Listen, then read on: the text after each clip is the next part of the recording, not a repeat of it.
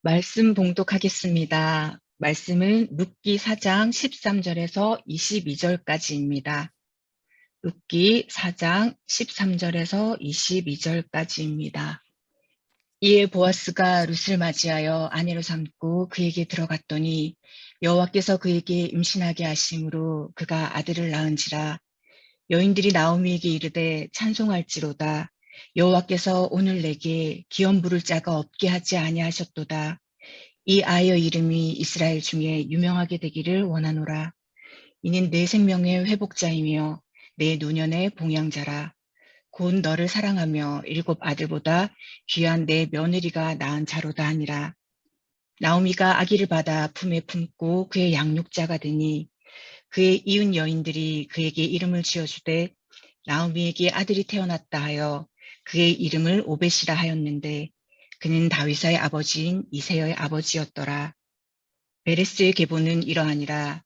베레스는 헤스론을 낳고 헤스론은 람을 낳았고 람은 암미나답을 낳았고 암미나답은 나손을 낳았고 나손은 살몬을 낳았고 살몬은 보아스를 낳았고 보아스는 오벳을 낳았고 오벳은 이새를 낳고 이새는 다윗을 낳았더라. 아멘. 오늘 새벽에 말씀을 전해주실 강사님은 총신대 김희석 교수님이십니다.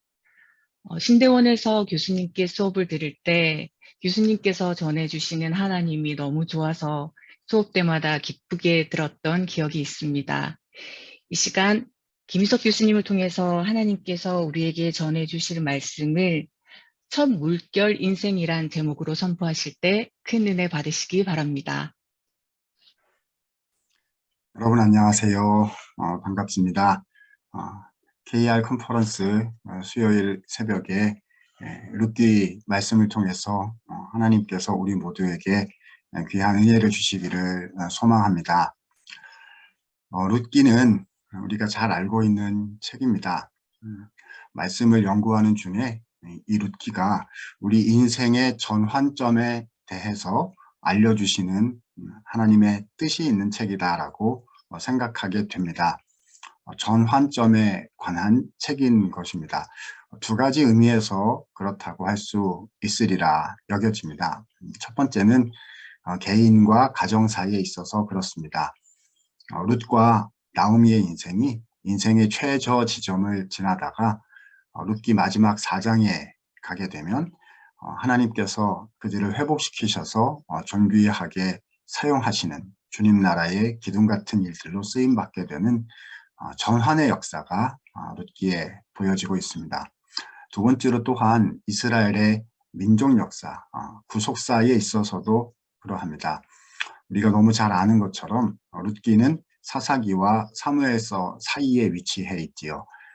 이스라엘 백성 역사가 가장 최저점에 도달했던 그런 사사기 시대로부터 다윗이 등장해서 하나님께로부터 다윗 언약을 받으며 예수 그리스도를 예표하고 내다보는 이스라엘의 흥왕의 역사를 다시 이루는 사무엘서 그 사이에 룻기가 위치해 있습니다. 룻이라는 개인과 그의 가정을 통해서 장차 보여지게 될 다윗과 그리고 오시게 될 우리 구주 예수 그리스도의 나라를 보여주고 있는 전환점의 메시지를 담은 책이 룻기다라고 또 말씀드릴 수가 있을 것 같습니다. 히브리어 성경 순서를 보면 또한 중요한 의미가 있습니다.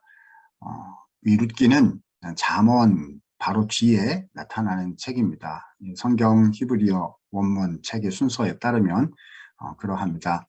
잠언 맨 마지막 31장에 현숙한 여인의 이야기가 기록이 되어 있습니다.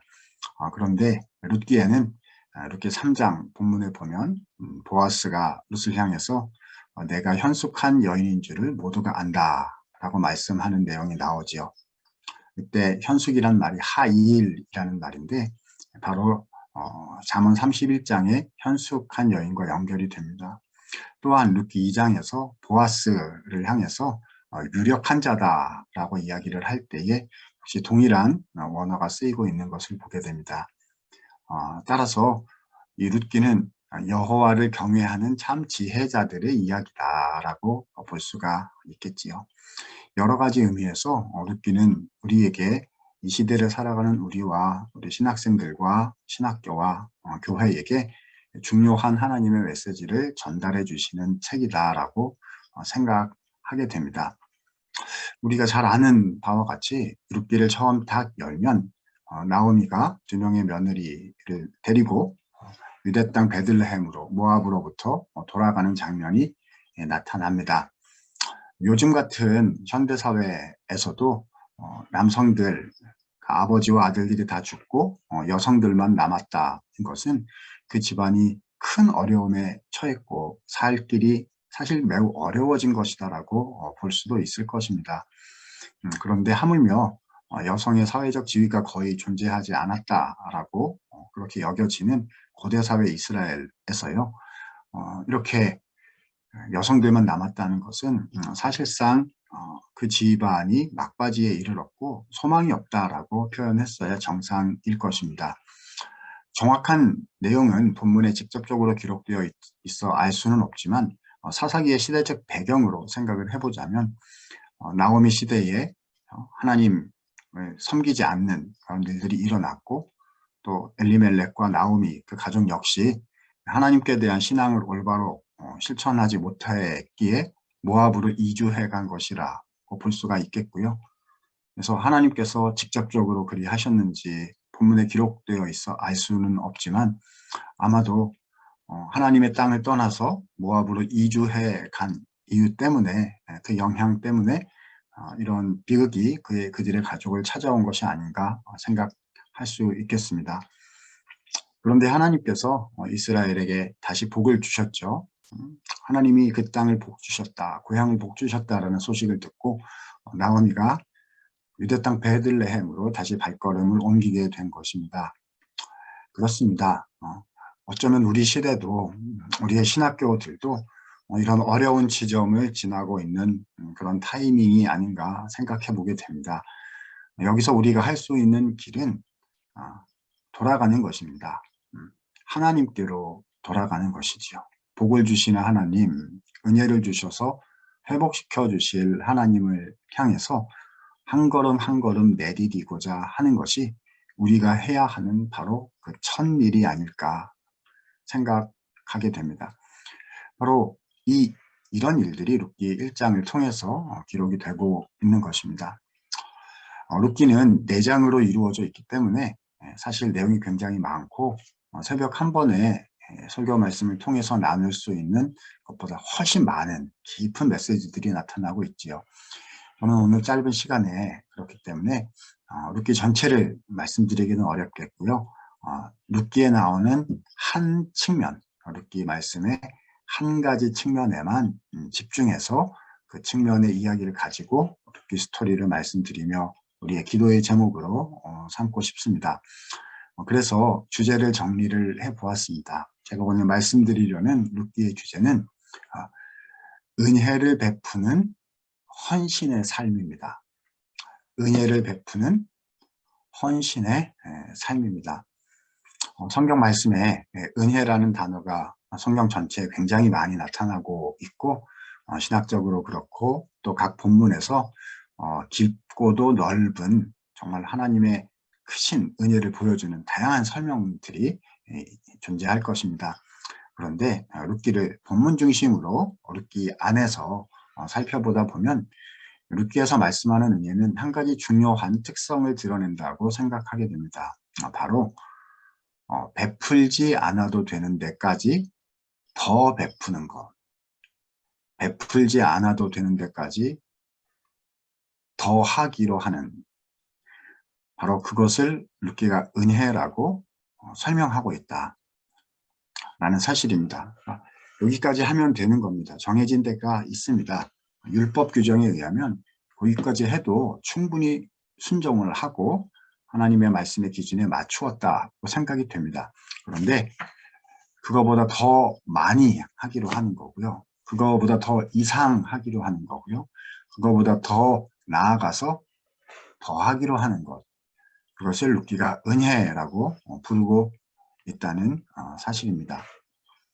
1장 이야기로 다시 돌아오게 되면은요, 룻과 나오미가 또 오르바가 길을 떠나서 가는 중에 나오미가 두 며느리들을 풀어주는 장면을 목격하게 됩니다. 인간적으로 생각하면 그리하는 것이 합당했을 수도 있을 것입니다. 돌아가면 아무것도 없지 않습니까? 땅도 이미 팔아서 하나님의 그 가족에게 주셨던 기업의 땅도 그들의 손에 없었고 아무 살 길이 없는 망만 상태였기 때문에 풀어주는 거죠. 너희들은 돌아가서 각자 살 길을 찾아라 라고 풀어주는 장면이 나옵니다. 그런데 바로 이때 하나님께서는 나오미의 입을 통해서 룻기 전체를 생각해야 하는 굉장히 중요한 말씀을 주고 계십니다. 룻기 1장 8절에 보면 이렇게 나오미가 이야기를 합니다. 너희는 각기 너희 어머니의 집으로 돌아가라. 너희가 죽은 자들과 나를 선대한 것 같이 여호와께서 너희를 선대하시기를 원한다 하는 구절이 나옵니다. 우리 한글 성경에는 선대라는 말을 2번 번역을 했는데요. 원문 성경을 보면 한 번만 나옵니다. 너희가 죽은 자들과 나에게 한 것을 따라서 하나님께서 너희에게 선대하실 것이다. 이런 문장입니다.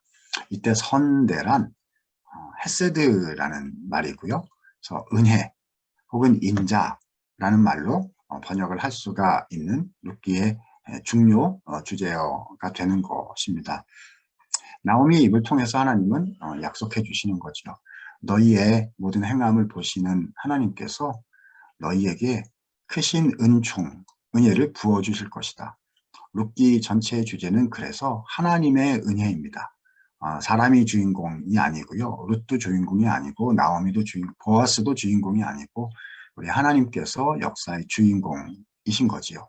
우리는 하나님께서 이들에게 베푸실 은총과 은혜가 무엇인가 라는 관점을 가지고 룻기 스토리를 읽어나가야 할 것 같습니다.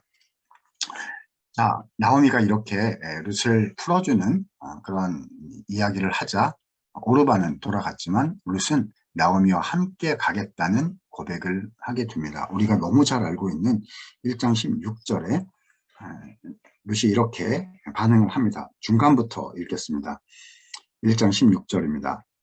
어머니께서 가시는 곳에 나도 가고 어머니께서 머무시는 곳에서 나도 머물겠나이다. 어머니의 백성이 나의 백성이 되고 어머니의 하나님이 나의 하나님이 되시리니. 2가지를 이야기하고 있는 것이죠. 첫 번째는 어머니를 따라가겠습니다. 돌아가라 하지 마십시오. 같이 가겠습니다. 라는 결단이고요. 2번째는 어머니 하나님이 나의 하나님이 되십니다. 이제는 모압의 신을 섬기지 아니하고 이스라엘의 하나님 여호와를 신앙하겠습니다. 라는 신앙의 고백이 여기서 터져 나오게 되는 것이지요. 이미 믿었다가 여기서 고백한 것인지 아니면 여기서 믿기로 한 것인지는 본문상 알 수는 없지만 하나님을 믿겠다는 신앙의 고백이 여기서 터져 나오고 있는 것은 분명하다 생각이 됩니다. 우리가 사실 룻기 이야기를 너무 잘 알고 있어서요. 룻이 나오미와 함께 돌아가도 모든 것이 잘 풀릴 것이라는 것을 미리 알고 있어서 전혀 사실 염려가 되지는 않는데요. 그렇지만 우리가 하나님 말씀을 처음 보는 것처럼 새롭게 이렇게 받아들이는 마음으로 읽어가게 되면 앞으로 일어날 일이 무엇인지 아직 알지 못하는 룻과 나오미의 이 당시의 이 시점의 상황에서는 룻의 결정이 정말 놀라운 것이었다라고 얘기하지 않을 수 없을 것입니다. 왜냐하면 할 수 있는 게 없거든요. 돌아가서 잘 될 것이라는 보장이 전혀 없고 땅도 없고 이방 사람으로 그것도 고대 사회에서 여성의 몸으로 할 수 있는 게 거의 없을 것이거든요. 요즘 우리의 표현식으로 이야기를 하자면 밑 빠진 독에 물 붓기일 가능성이 많고요. 큰 호수에 커다란 호수에 돌멩이 하나 이렇게 던진다고 무엇이 바뀌겠습니까? 이 사회가 이렇게 타락으로 가고 있는데 한 사람이 헌신한다고 해서 무엇이 바뀌겠습니까? 찰랑찰랑찰랑 이렇게 하다가 그냥 없어지고 끝나겠지요. 아니, 저 사람 희생했다. 저 사람 고생했다. 근데 이루지는 못했구나 라고 생각하고 끝나게 될 거라고 룻의 결단이 그런 방식으로 모두에게 생각이 되었을 것입니다. 그러나 우리는 기억해야 하는 것이지요. 너희가 한 모든 것을 보신 하나님께서 너희를 선배하실 것이다. 너희에게 은혜를 베푸실 것이다 라는 하나님의 약속의 말씀을 기억하면서 주님께서 이들을 어떻게 인도해 가지고 복 주시는지를 우리는 살펴가야 할 것입니다. 자, 2장 이야기로 들어가 보면 이제 베들레헴으로 돌아간 나오미와 룻의 이야기가 나옵니다. 룻은 이삭 주기를 통해서 연명하려고 밭으로 나가게 되죠. 우리가 잘 알듯이 모세 율법에 의거하면 추수할 때에 땅바닥에 떨어진 이삭을 다시 줍지 말고 당시에 과부나 나그네나 그런 객들이나 그렇죠? 이런 사람들, 고아들에게 요즘 말로 얘기하면 사회적 기반이 없으신 분들을 얘기하는 거죠. 그래서 연명할 수 있도록 그들을 배려하기 위해서 이삭을 다시 줍지 말라라는 율법 규정이 있었습니다. 그러니까 룻은 가장 어려운 그 사회 속에서 가장 어려운 처지가 된 거지요. 하나님께서 그러나 인도하셔서 주님의 선하신 은혜 가운데 보아스의 밭에 도착을 하게 됩니다. 인간적으로 보자면 많이 두렵고 염려가 되었을 거예요. 여성의 몸으로 또 처음 간 지역에서 남자들이 많은 곳에서 그렇죠? 또 사회적 기반은 또 관계는 아무것도 없는 것 가운데 그 밭에 가서 이삭을 주울 때 얼마나 눈치가 보이고 마음이 쉽지 않았을까 여겨집니다마는 룻은 기쁨으로 그 일들을 감당한 것이라 이제 여겨집니다. 자, 일을 하고 있는데 밭주인인 보아스가 나중에 천천히 나타나게 됩니다. 그리고 룻을 발견하고는 룻에게 베풀지 않아도 되는 데까지 호의를 베풀기를 시작을 합니다. 우리 일꾼들이 길어다 놓은 물이 있으니 당신은 편하게 마음껏 드셔도 됩니다. 호의를 베푸는 거죠. 여러분 사실 이 사회적인 우리 교회 밖의 이야기로 이제 생각을 해보자면요. 보아스는 그 밭에서 권력을 가진 나이가 많은 권력자고요. 이 룻은 아무 힘도 없는 연약한 여성이고 아무것도 가진 게 없습니다. 룻의 입장에서 굉장히 이제 두렵게 느껴졌을 수도 있겠죠. 왜 저에게 이런 호의를 베푸십니까? 그래서 그 마음을 가지고 왜 이렇게 저한테 잘해주십니까? 라고 보아스에게 질문을 했습니다. 그때 보아스가 룻에게 자신이 베풀지 않아도 되는 데까지 호의를 베푸는 이유에 대해서 설명을 합니다. 룻기 2장 11절 말씀 보면 보아스의 마음이 여기 담겨 있는데요. 내 남편이 죽은 후로 내가 시어머니에게 행한 모든 것과 내 부모와 고국을 떠나 전에 알지 못하던 백성에게로 온 일이 내게 분명히 알려졌느니라. 보아스가 두 가지 일을 들었기 때문에 호의를 베푼다라고 설명을 해주는 장면입니다. 첫 번째는 나오미 어머니를 따라서 여기까지 왔다면서요. 첫 번째 제가 들었습니다. 두 번째 이스라엘의 하나님 여호와를 믿기로 했다면서요. 그렇죠? 전에 알지 못하던 백성에게로 왔다는 것은 하나님의 백성에게로 왔다는 뜻이 되는 거거든요. 하나님, 이스라엘의 하나님을 믿기로 했다면서요. 이 두 가지를 제가 들었습니다. 그래서 이 두 가지 일에 마음에 감동이 되었습니다. 그래서 제가 당신에게 호의를 베푸는 것입니다. 라고 보아스가 설명을 해준 것이지요.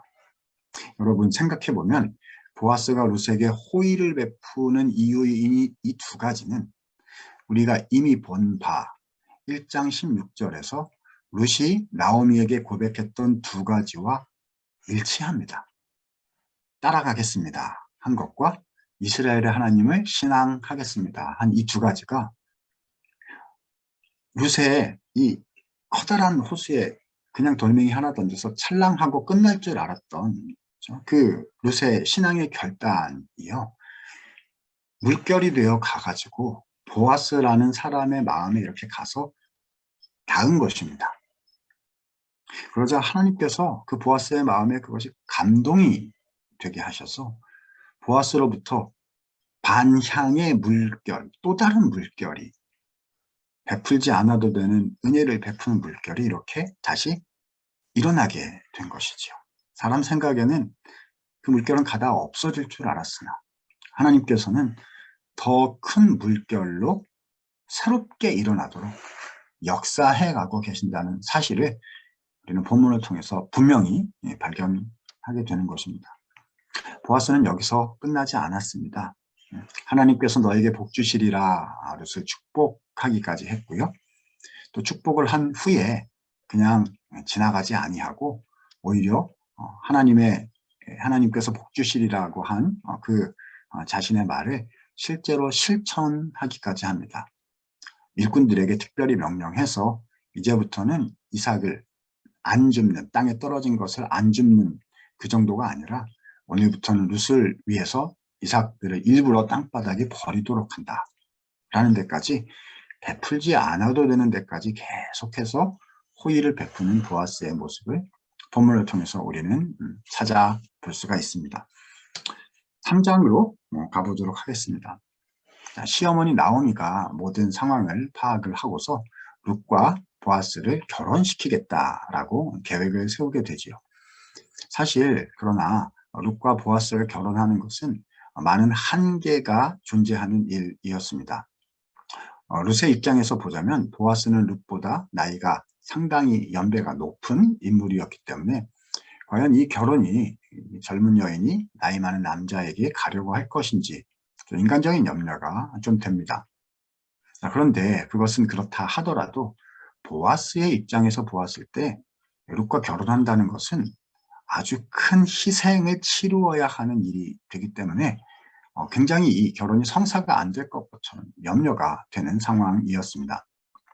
본문은 보아스가 룻과 결혼하여 주는 일을 기업을 무르는 행위다라고 표현을 합니다. 히브리어로 고엘이라고 표현을 하죠. 구속하다라는 가알 동사의 분사 형태입니다. 성경학자, 구약학자들이 이 기업을 무르는 행위에 대해서 여러 연구들을 수행을 하였는데요. 희년의 규정도 형사 취수 제도 같은 여러 가지 제도들과 연결이 되어 있다라고 보지만 이 룻기에 나오는 고엘 제도 자체를 성경 한 곳에서 모두 다 설명하고 있지는 않습니다. 그래서 대부분의 룻기를 연구한 학자들은 신약 규정과 또 다른 율법의 규정들을 바탕으로 하여 룻기 본문 안에서 이 고엘 제도를 설명하기 위해서 노력을 하고 있습니다. 제가 지금까지 공부하고 살핀 말을 조금 쉽게 풀어서 말씀을 드리면 이렇게 말씀드릴 수 있으리라 여겨집니다. 보아스가 룻과 결혼하면 두 가지를 해 주어야 하는 것입니다. 이것은 의무적인 행위가 아니라 자발적인 행위입니다. 왜냐하면 한 가정이 아니었고 친척 중에 한 명이었기 때문에 자발적인 행위였을 것이라고 이제 보는 것인데요. 두 가지를 해 주어야 합니다. 첫 번째는 땅을 되찾아 주어야 하는 거죠. 하나님께서 나오미, 엘리멜렉 가족에게 주셨던 땅을 팔았을 겁니다. 그러니까 기반이 없으니까 모압까지 이주를 해 갔겠지요. 그래서 보아스는 결혼한다면 그 땅을 되찾아서 나오미와 룻 가족이 그 땅을 경작하여 먹고 살 수 있도록 기업을 되찾아주는 일을 해야 했을 겁니다. 이것은 재정적인 도움을 베푸는 행위라고 여겨집니다. 물론 쉽지 않은 일이나 그러나 선한 마음을 가진다면 할 수 있는 그런 일이었을 것이라 판단되지요. 그런데 이것 말고 하나가 더 있습니다. 이것이 룻기에서 가장 중요한데요.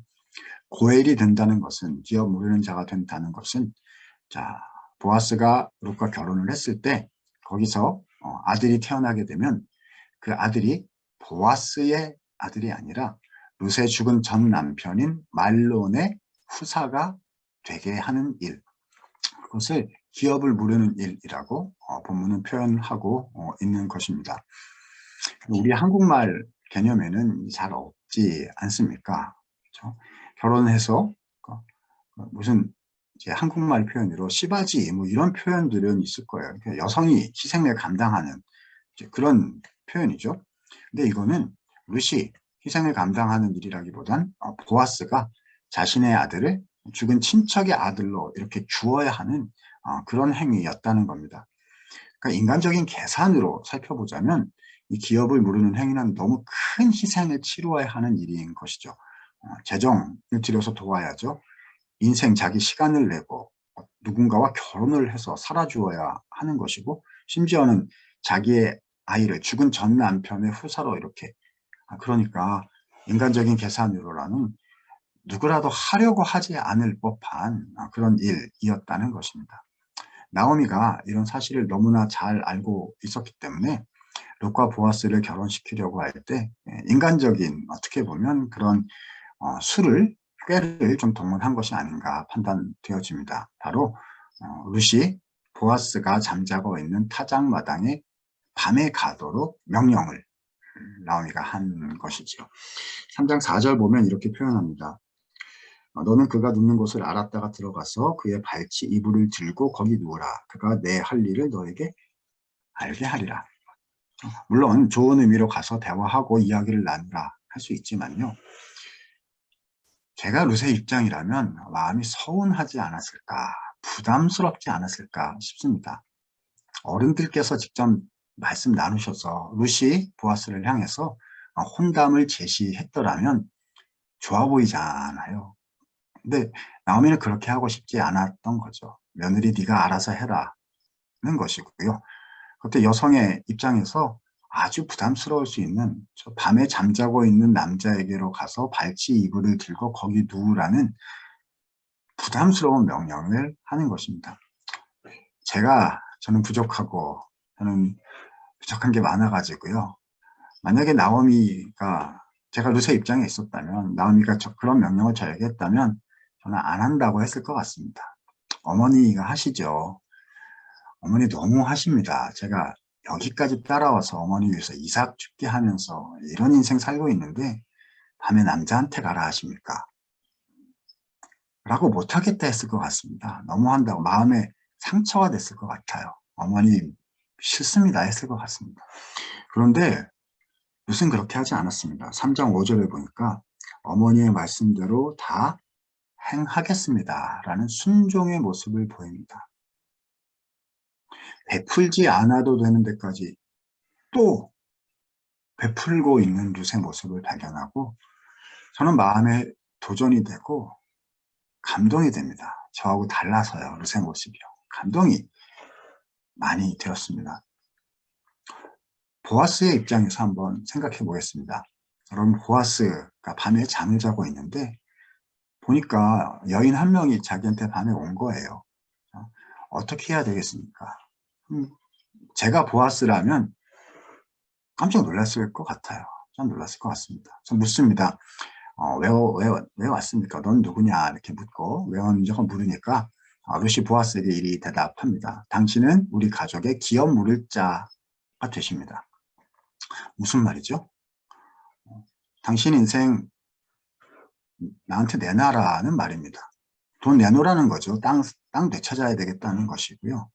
자기랑 결혼해서 애기 낳으면 당신 애기가 아니라 죽은 제 전남편 말론의 후사를 이어줘야 되는 겁니다. 뭐 이런 얘기를 다 합쳐서 당신은 우리 가족의 고엘이 되십니다. 이렇게 뭔가 해달라는 요구를 하러 온 것이지요.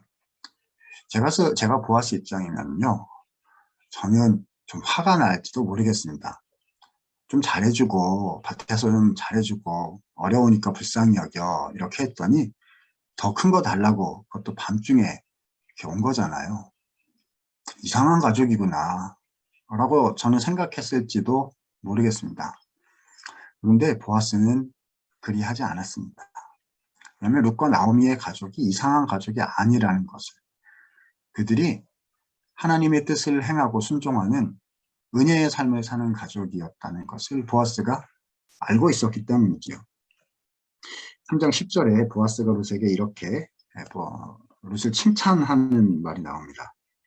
여호와께서 내게 복 주시기를 원하노라. 내가 가난하건 부하건 젊은 자를 따르지 아니하였으니 내가 베푼 인애가 처음보다 나중이 더하도다.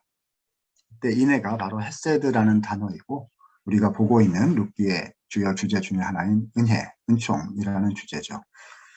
룻이 나오미에게 2번 은혜를 베풀었다는 것입니다. 첫 번째는 모압에서 베들레헴에 따라온 일이겠지요. 두 번째는 무엇일까요?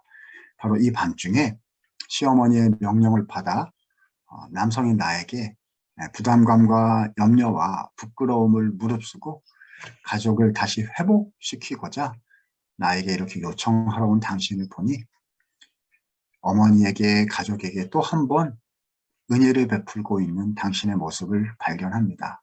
당신의 은혜의 삶이 제 마음에 두 번째로 또한 감동이 되었고 그런데 이 두 번째 당신이 베푼 이 은혜가 첫 번째 베푼 은혜보다 더 크군요. 제 마음에 더 큰 감동이 됩니다. 라고 보아스가 고백을 한 것입니다. 4장에 넘어가면 모든 것을 약조한, 그대로 행하겠다고 약조한 보아스가 자신의 약속을 실천에 옮기는 장면을 발견합니다. 알고 보니 보아스보다 나오미 가족에게 더 가까운 친척이 있었지요. 그러니까 기업물을 그 일을 행사할 수 있는 우선순위자, 보아스는 2순위자인 것이고 1순위자가 따로 있었습니다. 보아스는 1순위자를 설득해서 이 일이 굉장히 많은 희생을 치루어야 하는 일인 것을 미주알, 고주알 다 알려줍니다. 안 해도 됩니다. 하지 마세요. 제가 합니다. 이런 맥락인 것이겠죠. 그래서 그 1순위자인 친척이 하지 않겠다라고 이야기를 하자 보아스가 룻과 결혼하겠다는 선언을 하게 됩니다.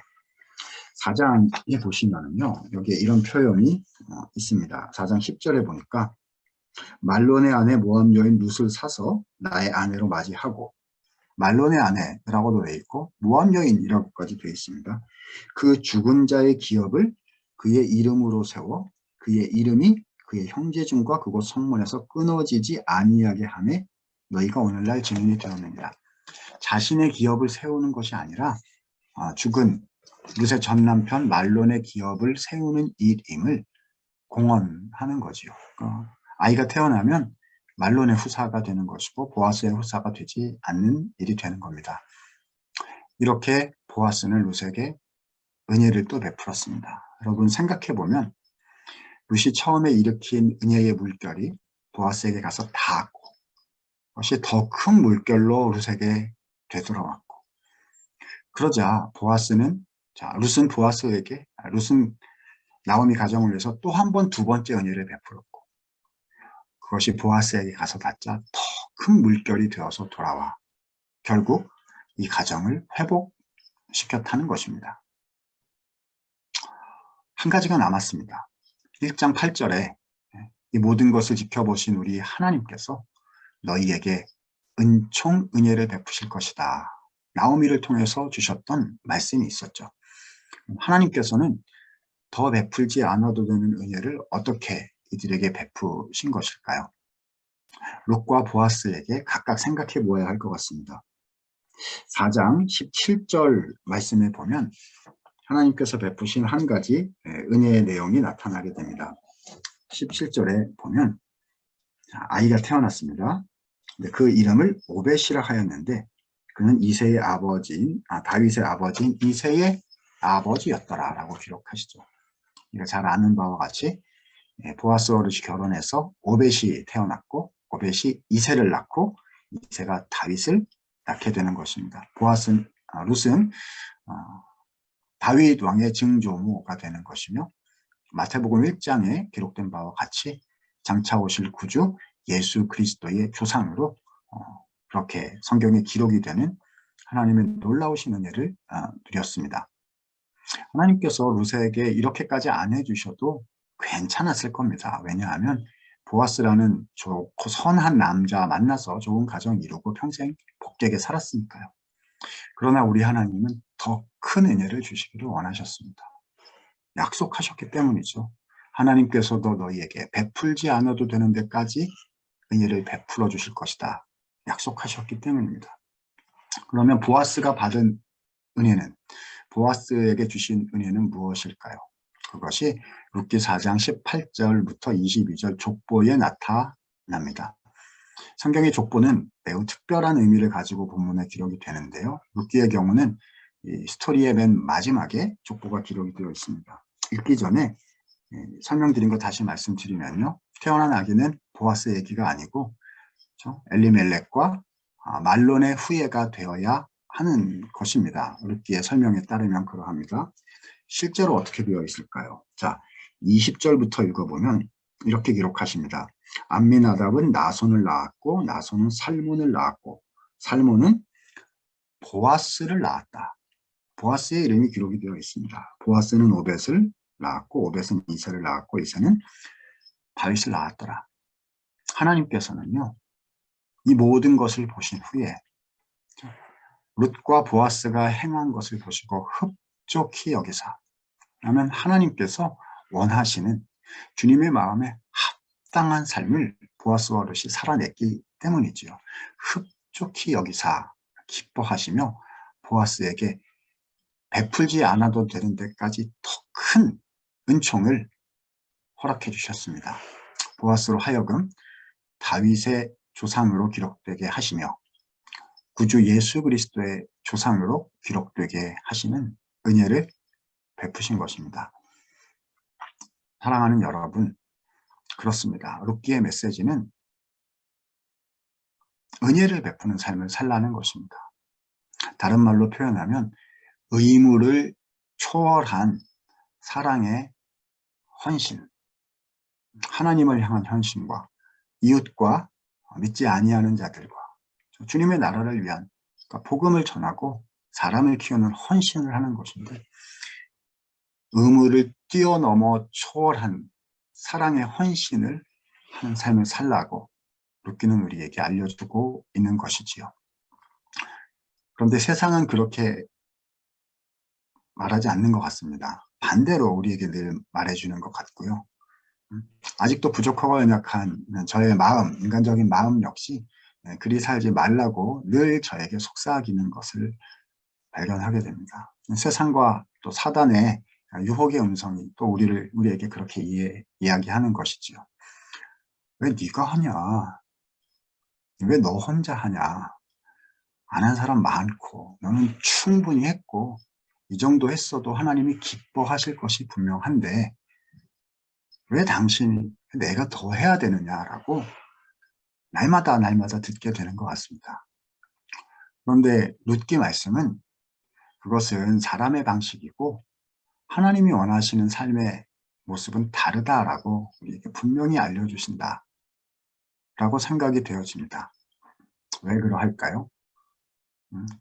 보아스와 룻의 이야기는 마지막 족보에 나타난 것처럼 장차 오실 예수 그리스도께서 어떤 분이신지, 예수님의 모범을 따라 주의 말씀을 따라 살아가는 예수 그리스도의 교회에 속한 주의 백성들이 어떤 삶을 살아가야 하는지를 너무 분명히 보여주시기 때문이지요. 우리 구주 예수 그리스도께서는 우리에게 은혜를 베푸신 은혜의 주님이셨습니다.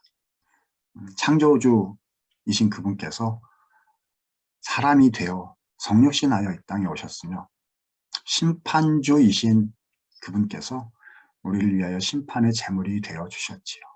하지 않아도 되는 데까지 끝까지 사랑하시고 헌신하시고 은혜를 베풀어 주신 분이 우리 주님이십니다. 우리는 그렇게까지는 못 살지요. 예수를 따라가자라고 말하지만 우리는 예수님은 아니기에 부족하고 연약합니다. 그러면 우리는 어떻게 해야 할까요? 그래서 오늘 설교 제목이 그래서 설교 제목을 이리 정해 보았습니다. 첫 물결 인생이다 라는 것입니다. 마지막 물결은 항상 우리 주님이시지요. 사람이 영광 받는 거 아니고 사람이 완성하는 거 아닐 거고요. 주께서 완성하시고 주님이 영광 받으시는 것이겠죠. 우리는 첫 물결 인생이다. 룻처럼 보아스처럼 사는 것이다 생각되어집니다. 룻이 처음부터 무슨 예수님의 조상이 되겠다 마음 먹었던 것 아닐 거예요. 하나님께서 자신에게 주신 상황 속에서 하나님 말씀대로 주님의 삶의 방식대로 최선을 다해서 살아갔던 것이겠지요. 보아스도 마찬가지였을 것이고요. 우리도 주님의 말씀, 룻기의 말씀을 따라 그리 살면 그것이 바로 예수 그리스도의 나라를 섬기는 것이며 그것이 나의 가정의 전환점을 이룰 뿐 아니라 하나님 나라 구속의 역사에 전환점을 주님께서 이루시는데 섬길 수 있고 쓰임받을 수 있는 그런 존귀한 일이 될 수 있을 것입니다.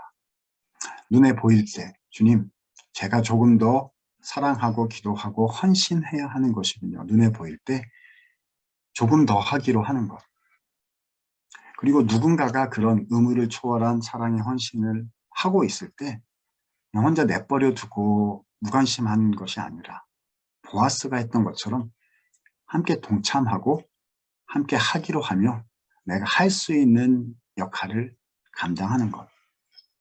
그것이 바로 첫 물결 인생이 되어 하나님의 나라를 섬기는 주님 나라 백성의 삶의 모습이 아닐까 생각되어집니다. 사실 어쩌면 이 자리에 계신 존경하는 우리 선배 교수님들, 선교사님들, 목사님들, 전도사님들, 이 새벽에 우리가 KR 컨퍼런스를 하면서 우리가 아마 가장 많이 주님을 위해서 헌신하신 분들이 아니실까 생각됩니다.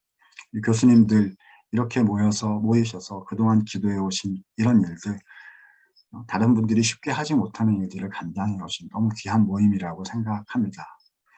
선교사님들 너무 자랑스럽고 복음을 위해서 평생을 헌신하신 저에게는 정말 존경스러운 선배님들이시라고 생각합니다.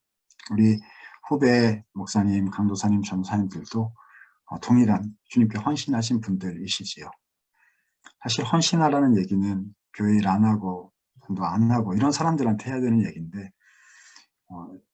우리의 모임에서 이런 말씀을 제가 나눠야 하는가 하고 생각이 개인적으로는 그런 마음이 있습니다만은 우리가 예배를 통해서 하나님의 음성을 말씀을 상고하는 그런 것이라면 하나님의 말씀에 의거해서 우리가 이렇게 했으면 좋겠다 말씀드리고 마치고자 합니다. 하나님은 우리를 첫 물결 인생으로 불러주셨습니다. 우리는 처음부터 끝까지 첫 물결 인생입니다. 주님의 은혜를 받은 사람으로 헌신하고 또 헌신하며 어려운 일이 있고 부족하고 연약하나 평생 앞으로 나아가는 사람들로 우리를 불러주셨습니다. 이 말씀대로 우리 모두가 함께 살도록 결단하고 노력하여 신학교를 세우고 교회를 세우고 땅끝까지 주님의 말씀을 증거하여 생명을 전하고 생명을 일으키는 역사를 계속해서 이어갈 수 있게 되기를 간절히 소망합니다.